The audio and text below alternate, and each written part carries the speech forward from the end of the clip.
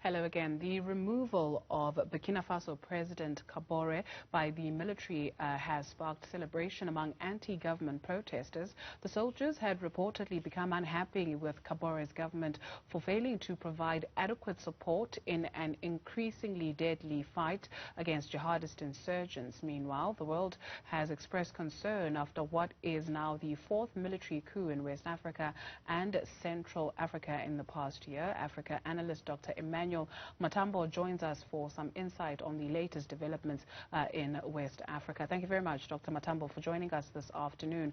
So it's been rather very difficult for us. I wonder about you to verify events on the ground, as some of our contacts are unable to speak to us because of a lack of communication there, as we understand it. But from your understanding, what do you perceive is happening in Burkina Faso? Well, thank you very much for inviting me, and good afternoon to your viewers and listeners as well.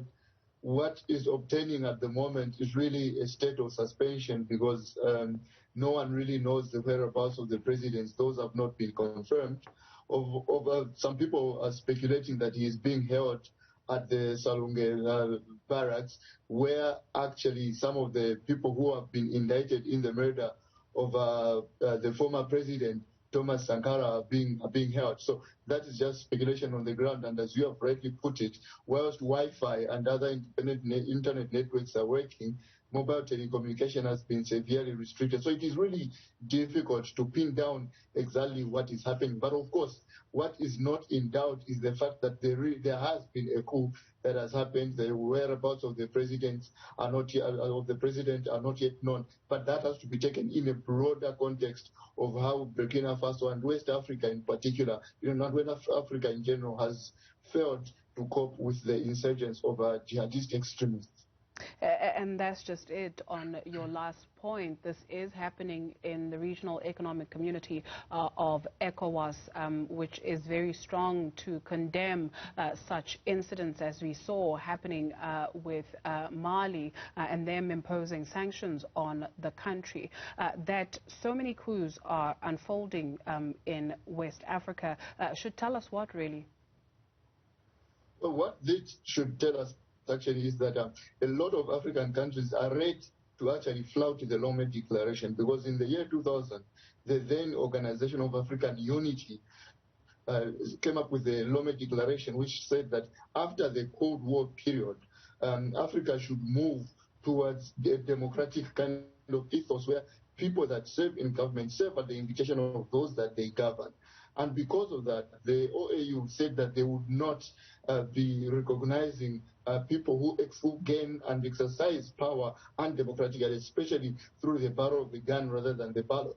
But then this plethora of coups in West Africa has shown that actually a lot of people are willing to actually flout the Lomé Declaration. But then what does that also say about the African Union today?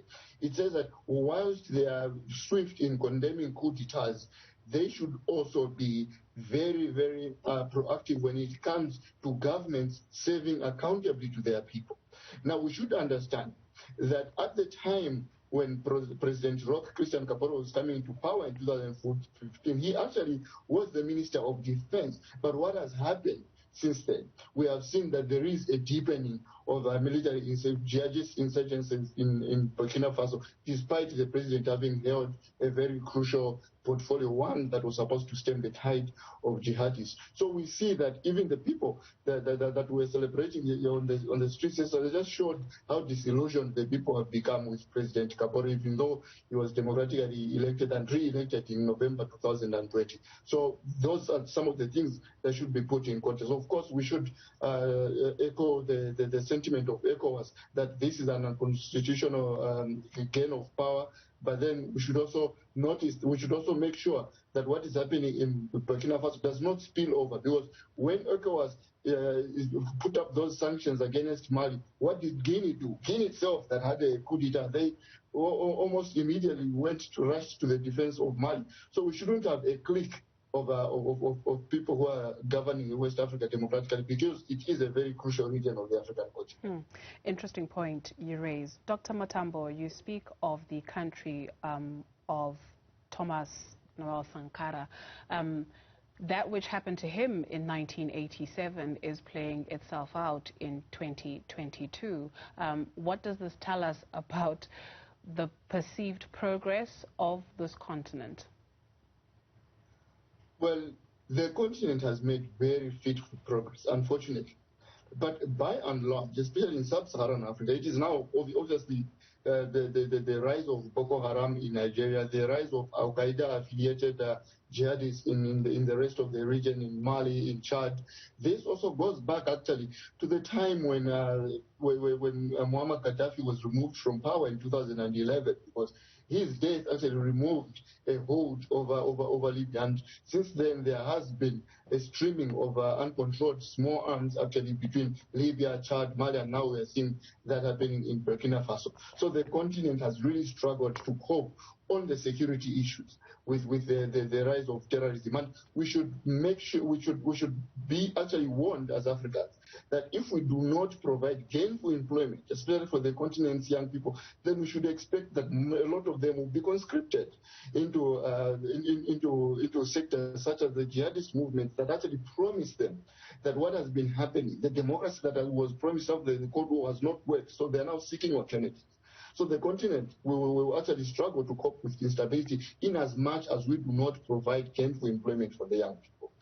Obviously, what is of utmost importance and what is indubitable in all this is the fact that the most ideal way of governance, the best really amongst those that have been tried, is a governance that actually seeks to be accountable to the people, the democratic ethos, so to say. And unfortunately, the continent, even on that particular score, has struggled. The democratic ethos that you speak of, does democracy work for Africa? Well, there is a very patronizing argument that democracy does not work in Africa. Well, that actually is a kind of encouraged by the fact that a lot of people usually look at democracy as a foreign concept.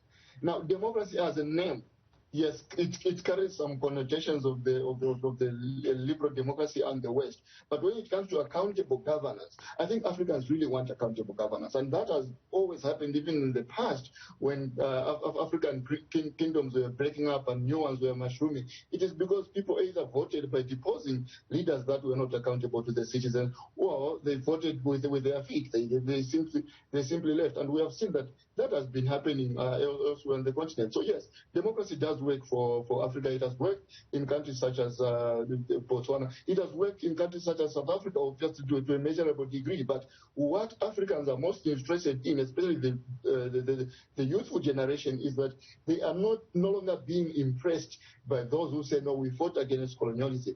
Because a lot of Africans youth today do not have a living memory of the continent's colonial past. So democracy works, yes, but it has to be accompanied by tangible results. Youth people today are not enamored by the sentiments of the past. They have an issue-based inclination in terms of their analysis of politics. They want a democracy that is accompanied by good education, a good healthcare system, and a good education system that makes Africans not only competitive to work on the African continent, but elsewhere in the world as well. Very fair point. Thank you very much for indulging us this afternoon. Dr. Emmanuel Matambo is the senior researcher at North Africa Politics.